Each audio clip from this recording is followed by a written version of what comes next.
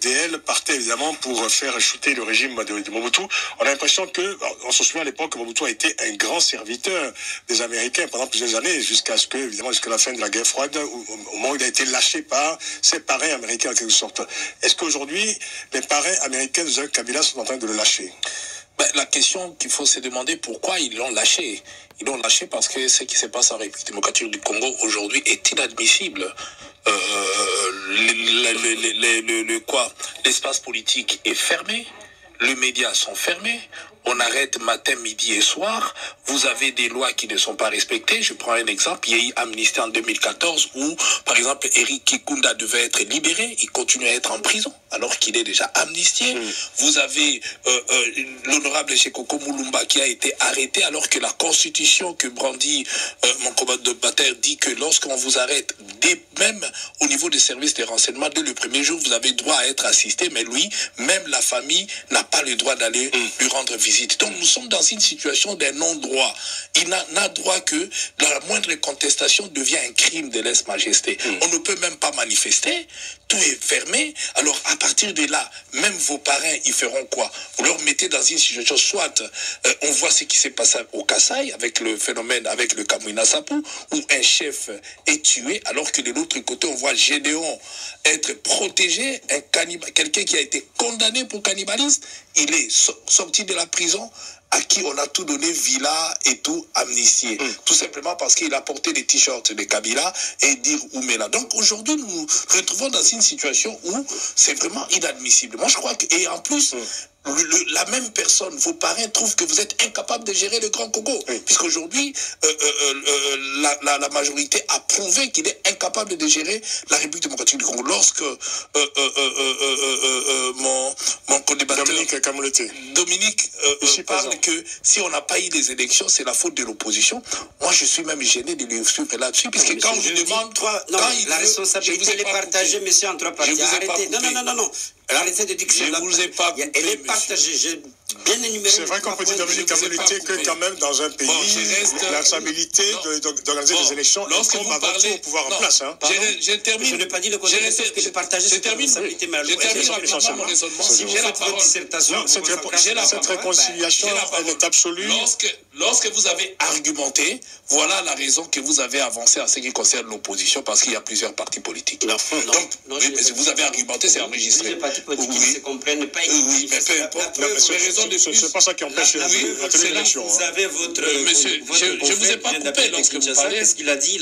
Une partie de l'opposition. Oui, bien sûr.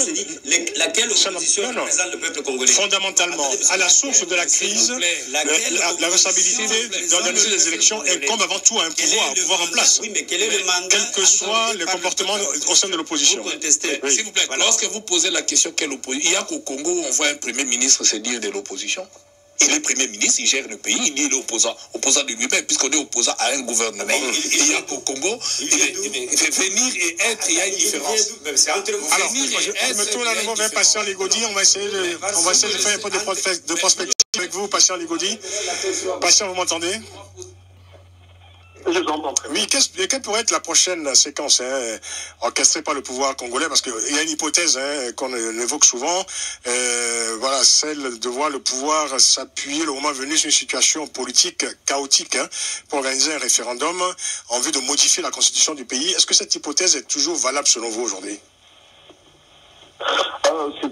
C'est un argument qui n'est pas défendu officiellement par le PPRD ou la majorité présidentielle, mais le cadre de la mouvance présidentielle l'évoque assez souvent comme par exemple M. Kokonengi, qui est quand même un cadre respecté à la majorité présidentielle. Il dit assez souvent que c'était le droit du peuple à pouvoir justement trancher par le biais d'un référendum. Donc c'est toujours, chaque fois qu'on discute, il y a un débat là-dessus. C'est comme un argument pour poser une menace à peine voilée, comme quoi il y aurait toujours la possibilité de pouvoir sortir le référendum parce que le peuple est souverain. Et bon ça. Alors moi, ce que je voulais dire essentiellement, c'est un rapport avec le calendrier. Le calendrier électoral, tel qu'il est présenté, faut quand même le dire, il est assorti de 17 contraintes qui sont regroupées en 4 parties. On a des contraintes légales, parce que là, jusque-là, il y a un projet de révision de la loi électorale qui devait être présenté à l'Assemblée nationale. Jusqu'aujourd'hui, ce projet-là n'est pas encore élaboré. Donc contraintes légales et les autres contraintes, comment vous les qualifiez? Il y a des contraintes financières. Oui. Il y a par exemple la CENI qui demande l'actualisation du plan de décaissement de fonds pour la prise en charge des opérations électorales présidentielles, législatives, provinciales et urbaines au 30 novembre pour le gouvernement. D'accord. La CENI demande aussi comme contrainte financière aux partenaires financiers internationaux d'élaborer un plan de mise à disposition des fonds pour l'appui aux opérations électorales. Oui. On a également des contraintes logistiques. La CENI qui demande l'autorisation de la constitution de la centrale d'achat de matériel et équipements électoraux, la mise à la disposition des moyens logistiques adéquats pour le déploiement de matériel électoraux. Il y a également les contraintes politiques et sécuritaires. Bon. Donc, ça fait beaucoup, on essaie d'analyser oui, ça fait 17 quand même, si on essaie de regarder tout. Autant de conditions à remplir avant de la tenue des élections, quoi. Oui, pour avoir les élections au 23 décembre 2018, il faut remplir ces contraintes. Et parmi ces contraintes, la CENI a proposé même des dates critiques, comme par exemple le 30 novembre, ici, on doit avoir adopté déjà la loi portant organisation des élections. Ce n'est pas possible quand on sait que cette proposition n'est pas encore arrivée au niveau de l'Assemblée nationale. On est aujourd'hui le 14 novembre 2017. Donc il y a beaucoup de contraintes. On est également du côté de partenaires internationaux qui demandent à la CENI de proposer, par exemple, un budget détaillé des activités pour pouvoir financer les opérations électorales. Or, jusque-là, il n'y a pas encore ce projet de budget. D'accord. Finalement, Pascal Egaudi, dans quelques mois, c'est-à-dire si on s'en tenait à la date indiquée par la commission électorale, et si Joseph Kabila restait toujours aux commandes de l'État, il aura pratiquement fait la moitié d'un 3e mandat. Bien plus qu'un 3e mandat, mais c'est une situation... ça, il ressemble en tout cas. Dans la mesure...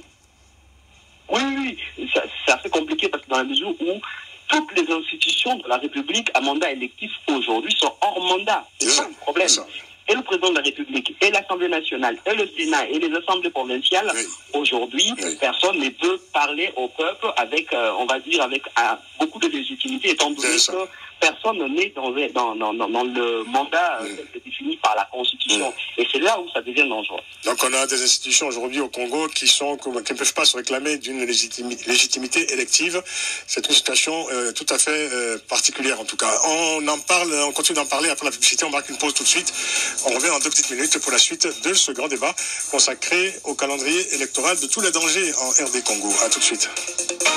Africa numéro 1, le grand débat. Tu vas où, Fatou? Présenté par Fatou Birama sur Africa numéro 1. Ce soir, dans votre émission Libre Antenne, Tu vas où, Fatou? Histoire de vie. Elle s'appelle Myriam Gassama, 40 ans, née en France d'origine malienne, divorcée, mère d'un enfant de 17 ans. Elle est sans domicile fixe et nous raconte son histoire. Éducation, famille, incompréhension, religion, harcèlement, viol, colère. Comment survivre et s'accomplir quand on vit dans la rue? Rendez-vous donc ce soir à 22h sur Africa numéro 1. Intermarché vous propose d'écouter 28,90 €. Il va voir le voisin, c'est qui a les meilleurs décos de Noël. Cette année, le 25 décembre, ça va être 14 juillet. 28,90 €, c'est le prix du projecteur laser programmable avec télécommande pour extérieur. C'est le moins cher de France et c'est seulement chez Intermarché. Intermarché, tous unis contre la vie chère. 17 604 pièces disponibles. Si vous trouvez moins cher ailleurs, Intermarché vous rembourse 2 fois la différence. Modalité, magasin participant sur intermarché.com. Alors Léa, qu'as-tu fait pendant les vacances? Je suis allée à la mer, mais il a plu tous les jours. Et toi, Julien? Moi, à la montagne, mais il n'y avait pas la mer. Ouh. Et toi, Gabriel? Alors moi, je suis allée sur l'autoroute A6, la M5 et même la D12. C'était top. Vivement la route avec le confort de Citroën Grand C4 Picasso. En ce moment, profitez de 5 000 € de reprise en plus de l'Argus sur Citroën Grand C4 Picasso 5 ou 7 places, équipé de 11 aides à la conduite. Citroën. Équipement selon version, offre valable jusqu'au 30 novembre, détails sur citroën.fr. Les 15 jours Auchan, c'est maintenant. Bonne nouvelle, fini la plonge, j'ai fait le plein de tablettes pour le lave-vaisselle. Et oui, parce que jusqu'à ce soir chez Auchan, pour l'achat d'un paquet de 63 tablettes lave-vaisselle Finish tout en un à 9,99 €, avec votre carte Auchan, 50% sont crédités sur votre compte Wahoo. 50% d'économie, ça fait seulement 4,99 € le paquet, cagnotte déduite. Pendant les 15 jours Auchan, les bonnes affaires ne s'arrêtent jamais. Paquet de 1,027 kg, différentes variétés, vente produits et conditions en magasin. Produits dangereux, respectez les précautions d'emploi. Enedis, le nouveau nom de RDF. Découvrez tout à l'heure les missions d'Enedis au cœur des réseaux électriques de demain. Enedis, l'électricité en réseau. L'énergie est notre avenir, économisons-la. Martin est un septuagénaire attentionné, alors dès qu'il a un peu de temps, hop, Lille pour voir sa fille Émilie, hop, Nantes pour voir sa deuxième fille Caroline, hop, Marseille pour voir sa troisième fille Judith, hop, Toulouse pour voir sa quatrième fille Myriam, et hop, retour à Rennes pour voir sa cinquième femme, Julie ou Eve. Hop Air France en promo près de chez vous. 26 destinations depuis Paris à partir de 40 €. Hop, vous y êtes. Prix TTC aller simple par personne, frais de service inclus valable du 14 au 20 novembre 2017 inclus selon disponibilité pour des vols du 9 janvier 2018 au 25 mars 2018 inclus. Par conditions sur europe.com, airfrance.fr ou en agence de voyage. De 18h jusqu'à 19h, le grand débat avec Francis Laloupeau sur Africa numéro 1. Le calendrier électoral de tous les dangers en aire de Congo. Nos invités, Patient Ligodi depuis Kinshasa, Dominique Kamouleté ici avec nous et Francis Kalombo. Francis Kalombo, alors quand on entend finalement, quand on reçoit toutes ces informations, il y a une question évidemment qu'on se pose, que l'opinion se pose. Est-ce que cette commission électorale est encore qualifiée pour organiser des élections dans votre pays? Non, je pense que nous avons eu une commission électorale à 2 reprises avec le pauvre Abbé Malou Malou qui a organisé les élections en 2006 et le pasteur Moulounda l'a organisé en 2011 en déant 6 mois. Voilà. Et je tiens à signaler que il y avait la présence de la MONUSCO, puisqu'on semblait dire la MONUSCO gêne aujourd'hui. Il y avait la présence de la MONUSCO, il y avait les partis politiques comme encore aujourd'hui. Donc tout ça était là, mais on a organisé en déant 6 mois. Aujourd'hui, nous sommes à 1 année et on sent qu'il n'y a pas la volonté. Il y a qu'au Congo où vous avez des choses. Quelqu'un qui a échoué, mais qui veut continuer à être là pour faire la même chose, puisque Nanga a échoué en 2016. Corneille Nanga, c'est le président de la CENI a échoué en 2016 pour organiser les élections en 2016. Il a échoué pour pouvoir le faire en 2017. Mais pourquoi doit-il continuer pour ne jamais les faire? Puisqu'il n'est pas là pour faire des élections, il est là pour torpiller ce processus-là. Et on sent que même le gouvernement actuel, voilà pourquoi on demande le départ de ces gouvernements, parce que le gouvernement ne peut pas organiser des élections parce que les contraintes dont Nanga a dit en complicité avec le pouvoir fait que ça incombe totalement au pouvoir. Donner le moyen, c'est le pouvoir qui doit le donner, il ne le donne pas. Faire quoi que ce soit, ils ne le font pas. Donc moi je pense qu'aujourd'hui, la mauvaise volonté est de la part de ceux qui gouvernent le Congo aujourd'hui. Voilà pourquoi il faut qu'à la fin de cette année, qu'ils déposent les tabliers pour laisser aux autres. C'est là où je dis que le président de la République, s'il aime le Congo et il aime les Congolais, puisque aujourd'hui je vous dis qu'il y a un train qui a déraillé à Lualaba, aucun message de condoléances même aux victimes, que je profite de l'occasion pour leur présenter. S'il voulait partir du pouvoir, il doit se retirer du pouvoir pour apaiser, il l'aurait fait depuis longtemps avec Francis Kalombo, et il ne l'a pas fait, voilà. William Clément Mananga nous envoie un message sur Facebook, je cite le message: le calendrier électoral ne profite qu'à un seul groupe, celui du clan Kabila. Il n'a d'ailleurs aucune intention d'organiser ces élections. Le passage de l'ambassadeur des États-Unis aux Nations Unies, Nikki Haley, n'était qu'une mise en scène. Quant aux opposants congolais, ils ont échoué, ils ne parlent pas tous d'une même voix. Bref, le destin de ce pays repose entre les mains du peuple et non des politiques. Voilà qui est bien résumé. Hein. C'est William Clément Mananga qui nous dit cela. Et d'ailleurs, bon, on voit bien, hein, quand on parle de la société civile, c'est aujourd'hui cette société civile qui est en première ligne. Hein. C'est le mouvement de la Loucha qui a lancé au début de la semaine un appel au soulèvement et à la désobéissance civile. La Loucha qui annonce, je cite, l'assaut final le mercredi 28 novembre pour bloquer complètement le pays sans discontinuer jusqu'à la chute effective du régime de Kabila. Question rapide de Patient Ligodi, je vous demande des réponses rapides parce qu'il nous reste très peu de temps. Quand on observe finalement, disons-le, la pagaille dans le camp de l'opposition traditionnelle, est-ce qu'on peut dire que la société civile est devenue aujourd'hui le dernier recours des citoyens pour les citoyens congolais? Les partis politiques même le disent, tous les, enfin, Moïse Katumbi, même Félix Tshisekedi, et consorts, c'est rare, on attend dans les communiqués officiels aujourd'hui, on s'appuie sur la société civile, on s'appuie sur les mouvements citoyens, on s'appuie sur la population, on s'appuie sur des gens qui doivent descendre dans la rue pour mettre à genoux ce pouvoir. Merci beaucoup de cette réponse brève et concise, mon cher Pascal Gaudi. Je vais vous souhaiter une bonne fin de journée à Kinshasa. Merci, vos interventions sont toujours remarquables dans le grand débat. Revenez quand vous voulez. Merci beaucoup. Vous êtes journaliste, directeur du site d'information actualité.cd. On revient ici en plateau pour conclure cette émission. Dominique Kamoleté, on parlait de la société civile à l'instant. Quel regard vous portez sur cette société civile? Est-ce que vous pensez que c'est devenu aujourd'hui le seul recours pour la population, étant donné évidemment cette perte de crédit manifeste de nombreux partis politiques dans votre pays? Dominique Kamoleté. Enfin,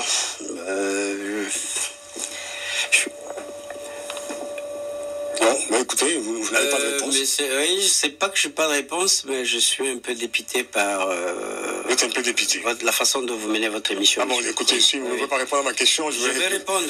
Ce sont des questions très simples, très précises. Je vais répondre. J'ai posé la même question il y a quelques instants à Pascal Gaudi qui m'a répondu. Je vais vous répondre, monsieur. Je n'élude pas la question. Il n'appartient pas à la société civile de changer la Constitution. La République démocratique du Congo est un État souverain, qui a des institutions, qui a une constitution. Les institutions qui aujourd'hui ne sont plus élues ni légitimes. C'est pour cela que je suis un peu député à la façon dont je peux vous me laisser, ne fût-ce qu'une seconde, une seule seconde. Allez-y. Ça ferait de vous une grandeur de votre journaliste que vous êtes. Bien. Il y a des institutions, on n'appelle pas l'État congolais est là pour assurer la sécurité de son territoire. Pour manifester, on a le droit à demander toute autorisation ici chez vous en France. Monsieur, quand vous manifestez, vous demandez l'autorisation. L'autorisation ne peut pas changer. Elle va mettre qui? Elle va mettre les mêmes personnes? Elle va mettre qui au pouvoir?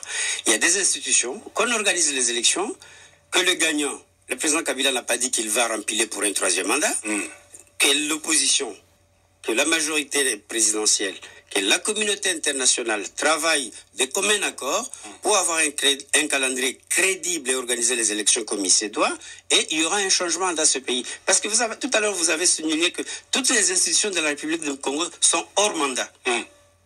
Oui. Toutes les institutions de la République sont hors mandat. C'est particulier quand même. C'est voulu.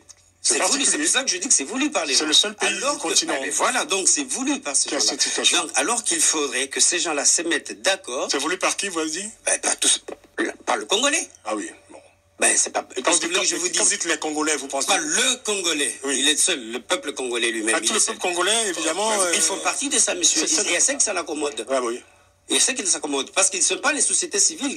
Il y a qu'un pays où vous avez les organisations internationales qui viennent gérer un pays. Vous nous parlez de la lucha. Ce sont les populations dans les différentes provinces congolaises qui ont provoqué la crise que votre pays connaît aujourd'hui. Je fais partie de ces Congolais-là qui défendent aussi une autre opinion. Parce que quand vous appelez à la violence, ça ne résout pas le problème. La violence entraîne la violence. Je peux vous donner deux exemples des pays qui ont voulu changer le pays par la violence. Vous avez la Syrie.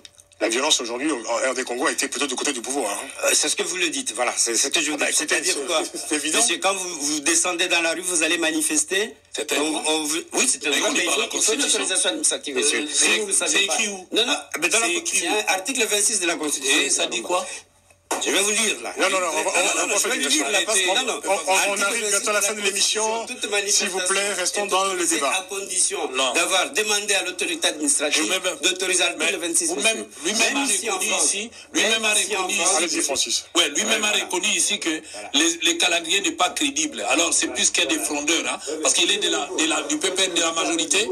Il dit que le calendrier n'est pas crédible. Moi je pense que la population s'est appropriée et veut s'approprier de son destin. Dominique Kamoleté, vous ne jouez pas le jeu, ce n'est pas la peine de vous retirer du studio. De toute façon, je répartis le temps de parole de la manière la plus équitable possible. Non, mais écoutez, j'ai le chronomètre devant moi, je comptabilise le temps de parole. Rassurez-vous, je le fais de manière très équitable. À chaque fois que je vais m'exprimer? Non, écoutez, allez-y, personne ne nous empêche de parler. J'interromps aussi de temps en temps les autres interlocuteurs pour préciser leurs propos et ne s'en offusquent pas pour autant. Vous êtes en train de donner un spectacle qui est absolument malheureux. Je suis désolé. On arrive aux conclusions, s'il vous plaît. Est-ce que vous pouvez conclure l'un et l'autre? Vous pouvez prendre le temps de le conclure? Moi, je pense que le peuple s'est approprié son destin La population doit s'approprier son destin, d'où le mouvement citoyen, où vous avez des jeunes gens courageux qui se mettent debout, qui demandent à ceux qui puissent vivre dans leur pays en homme libre. Parce qu'aujourd'hui, l'espace politique est fermé, personne ne peut manifester, on ne peut même pas revendiquer ses droits. La presse est muselée. Tous les journalistes aujourd'hui, même ceux qui sont à la RTNC partout, sont des otages. Ils cherchent simplement à être eux aussi libérés. Nous parlons avec eux. Je crois que la situation est devenue explosive. Voilà pourquoi la population se prend en charge. On n'a même plus besoin d'un mot d'ordre d'un parti politique ou de quoi que ce soit. Et ils prennent des initiatives. Voilà pourquoi on est derrière eux. Nous pensons que c'est courageux puisque le pays doit être libéré, mais par la population. Et ils finiront par être libérés puisque, vouloir ou pas, nous avons connu l'indépendance, nous avons connu mis fin à la dictature de Mobutu, et cette dictature aussi trouvera sa fin. Merci Francis Kalombo, vous avez votre minute pour conclure. C'est à vous, Dominique Kamoloté, vous avez une minute également pour conclure. Je voudrais bien... Si vous voulez bien conclure. Vous ne voulez pas conclure. Non. Écoutez, ça m'intéresse pas. On se rend pourquoi vous êtes venu dans cette émission, parce que vous ne jouez pas du tout le jeu d'une émission de radio. Hein. Ben si, monsieur, je suis désolé, mais franchement. J'entreprends. Je suis désolé, je n'ai jamais vu ça dans cette émission. Parce que je n'ai jamais vu. On reçoit ici différentes personnalités régulièrement, à longueur de temps, au cours de l'année. Je n'ai jamais, évidemment, été confronté à une telle situation. Ce n'est pas appelé à la violence.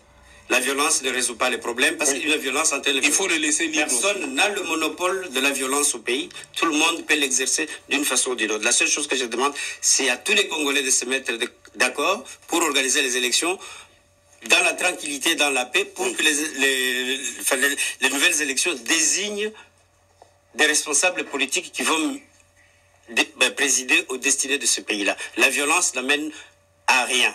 Mais la violence vient du pouvoir. Voilà. Antoine, vous avez dit ce que vous voulez dire. Merci Dominique Kamoloté, merci Francis Kalombo, merci d'être venu. Je rappelle, vous êtes député à l'Assemblée nationale de la RD Congo, vous êtes un des fondeurs du Parti du Peuple pour la Reconstruction et la Démocratie, le PPRD, parti au pouvoir. Dominique Kamoloté, juriste, membre du PPRD. Vous êtes également en compagnie de Patient Ligodi, notre confrère depuis Kinshasa, directeur du site d'information actualité.cd. Merci à toute l'équipe du Grand Débat. L'émission a été réalisée par Hélène Bizio. Vous pouvez la réécouter dès ce soir en podcast sur notre site africa1.com. Et dans quelques instants, ce sera le journal préparé pendant